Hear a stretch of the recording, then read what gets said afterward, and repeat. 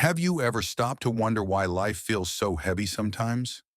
Why we carry the weight of anxiety, shame, or self-doubt on our shoulders? The truth is, all our suffering, every ounce of emotional pain, stems from one single source. We care too much about what others think of us. We live in a world that constantly judges, evaluates, and measures us. From the moment we wake up to the moment we close our eyes, we're bombarded with the unspoken question, what will they think? We fear their disapproval, their rejection, their judgment. But here's the liberating truth. The solution to this suffering doesn't lie in changing others. It lies in having the courage to be disliked. Because only when you let go of the need for approval can you truly become free. Today I'm going to take you on a journey to unshackle yourself from the chains of external validation and discover the happiness that comes from living authentically. Let's dive into 11 powerful ideas that will transform the way you see yourself, your relationships, and your life. Let's start with a simple truth. There's no such thing as a purely internal worry. Every negative emotion you feel, whether it's anxiety, shame, or self-doubt, has the shadow of someone else's gaze. Think about it. When was the last time you felt truly anxious? Maybe you were about to give a presentation at work, or you posted something online and waited nervously for the likes and comments. Here's the key. You weren't afraid of the presentation itself. You weren't even afraid of the post. You were afraid of how others would see you if you failed. We don't fear failure. We fear being seen as a failure. I want you to imagine a young woman named Sarah. Sarah dreams of becoming a writer, but every time she sits down to write, her hands freeze. She's not afraid of writing. She's afraid of what her friends, family, or even strangers might think if her work isn't good enough. She imagines their criticism. She's not talented, they'll say. She should stick to her day job. That fear stops her from ever starting. But here's the truth. Sarah's anxiety isn't about her writing. It's about the imagined judgment of others. If she could write in a vacuum, with no one to judge her, she'd be free. The first step to freedom is recognizing this. Your worries aren't about you. They're about the eyes watching you. Let go of those eyes and you'll start to feel lighter. Now that we understand where our worries come from, let's talk about happiness. Happiness isn't something that happens to you when the stars align or when your circumstances are perfect. Happiness is a choice, and it's a choice that requires courage. True freedom doesn't come from external conditions.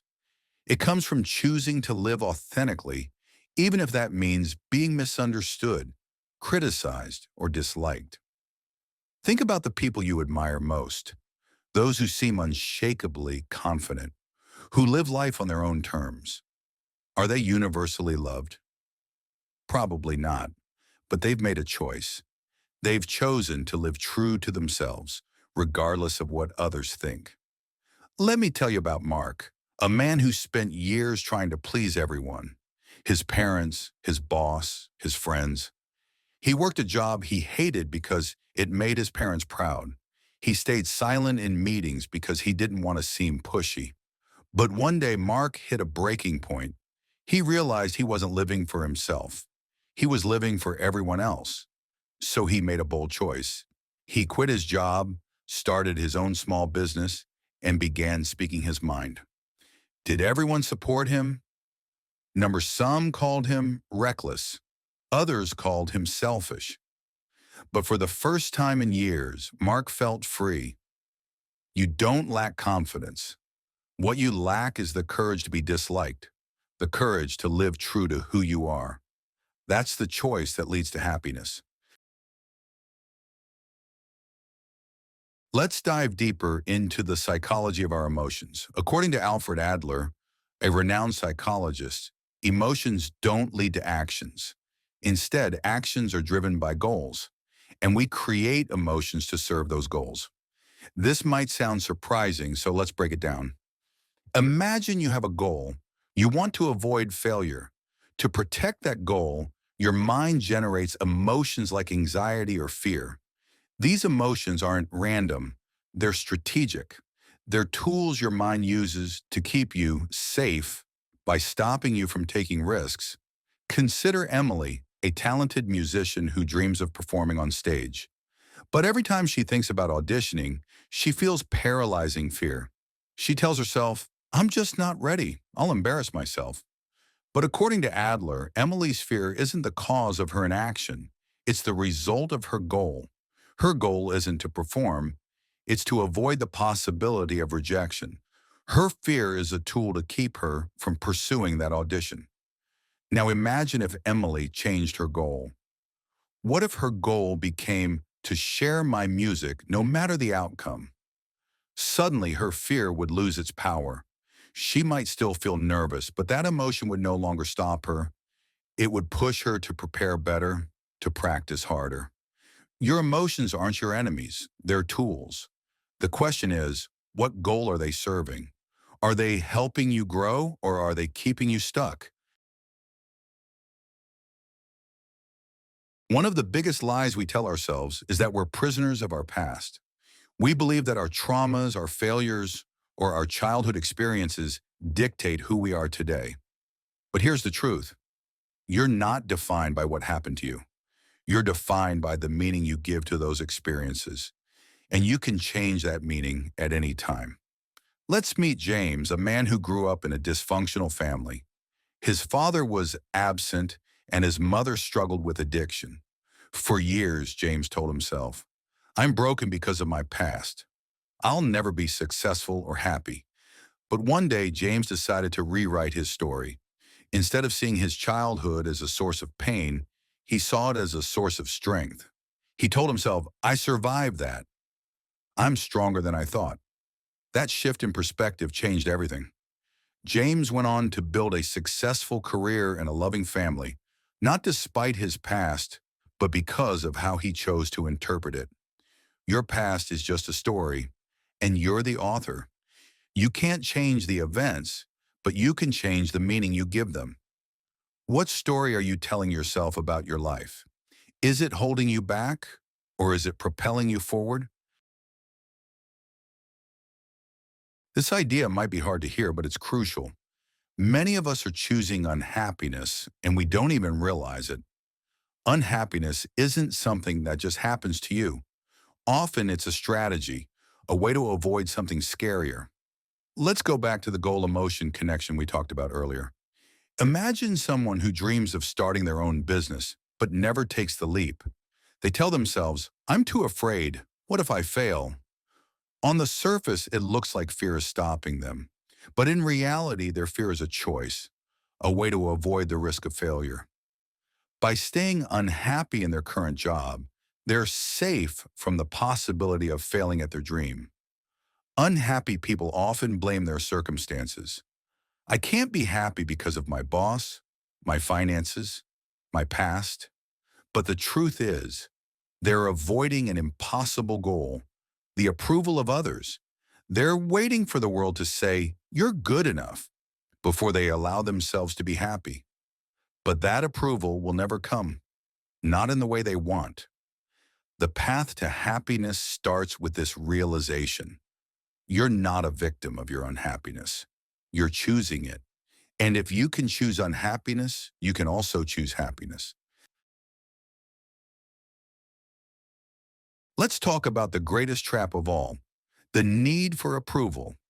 Seeking validation from others is like chasing a mirage. It looks real, but it's always just out of reach. The more you run after it, the more you lose yourself. Why is approval such a trap? Because it's something you can't control. You can't force people to like you, to respect you, or to understand you.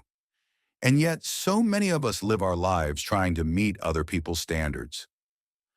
We dress a certain way, speak a certain way, even choose our careers based on what we think will impress others.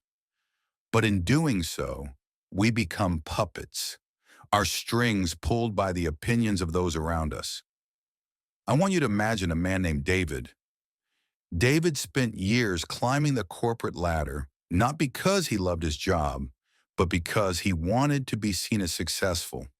He worked late nights, missed family events, and sacrificed his health, all for the applause of his colleagues.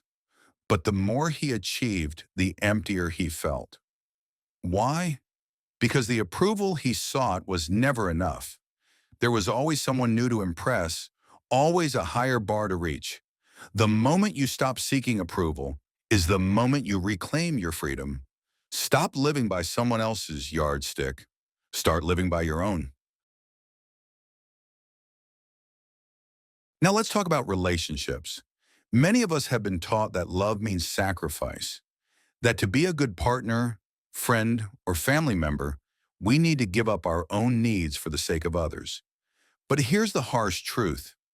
Relationships built on sacrifice are often toxic. People who are unhappy often give with an ulterior motive. They give to be loved in return. They say, I'll do this for you, but you'd better appreciate me. And when that appreciation doesn't come, they feel angry, resentful, even betrayed. But love isn't a transaction. Love isn't a negotiation. True love doesn't come with strings attached.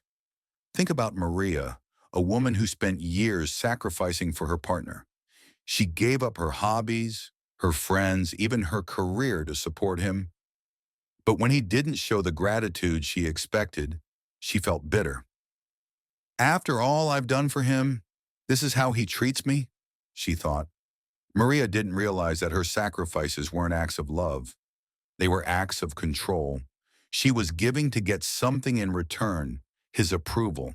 Healthy relationships aren't built on sacrifice. They're built on mutual respect, where both people can be themselves without fear of judgment. Love isn't about giving up who you are. It's about being who you are, fully and unapologetically.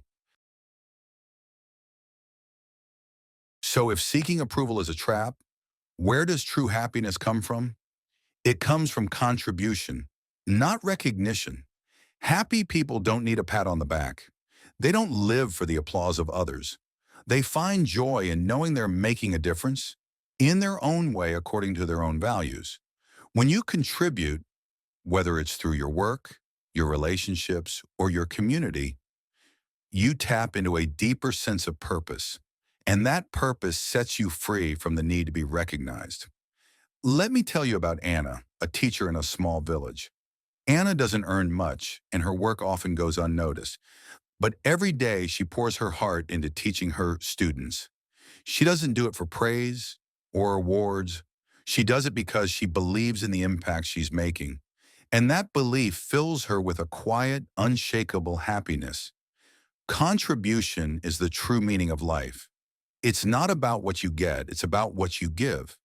When you focus on giving value, you stop worrying about whether others see your worth. You know your worth. We've been conditioned to think that happiness is a destination. We tell ourselves, I'll be happy when I get that promotion, when I find the perfect partner, when I have enough money. But happiness isn't something you find in the future. Happiness is something you create in the present. Imagine if today were your last day on earth. Would you spend it chasing some distant goal?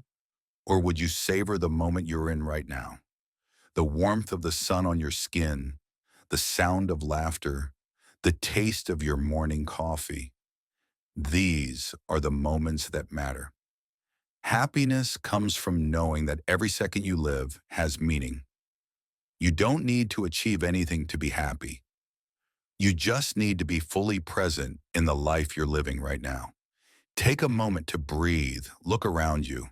What can you appreciate in this very moment? Maybe it's the fact that you're alive, that you're learning, that you're growing. Happiness isn't waiting for you at the finish line. It's right here in the journey. Building on that idea, let's take it a step further. Happiness isn't a result. It's a journey with intention. We often think that happiness comes from achieving our goals, getting the job, buying the house, winning the award. But the truth is, those things don't bring lasting happiness. What brings happiness is the way you choose to walk your path. Every step you take can be meaningful if you decide it is. You don't need to be praised for your efforts. You don't need to reach a certain milestone to feel fulfilled. All you need is to know why you're walking this path. Think about a hiker climbing a mountain. The summit might be breathtaking, but the real joy comes from the journey. The fresh air, the challenge of each step, the beauty of the landscape along the way. If the hiker only cared about the summit, they'd miss the entire experience. Your life is that mountain. Don't rush to the top. Savor the climb. Choose a path that feels meaningful to you, and let each step fill you with purpose. Finally, we arrive at the foundation of it all, self-acceptance.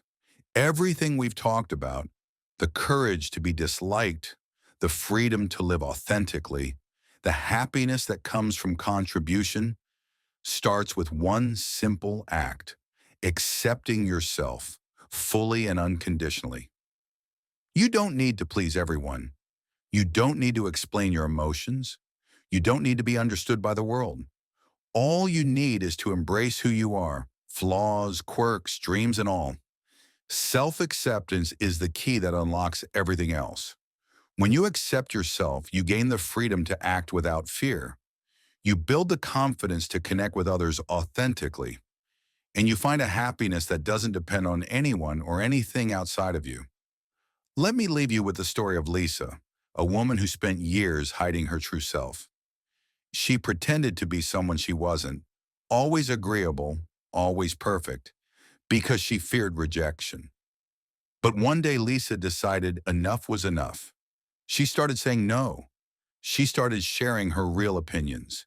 She started living as her authentic self. And yes, some people walked away, but the ones who stayed loved her for who she truly was. For the first time, Lisa felt free. Self-acceptance isn't a destination. It's a practice. It's a daily choice to honor who you are, to forgive your imperfections, and to live with courage. So, where does this leave us? We've explored 11 powerful ideas, all pointing to one truth. The path to happiness, freedom, and a meaningful life begins with letting go of the need for approval. Stop living for the eyes of others. Stop chasing validation. Start living for yourself. Have the courage to be disliked. Have the courage to be misunderstood. Have the courage to be yourself, unapologetically, authentically, fully.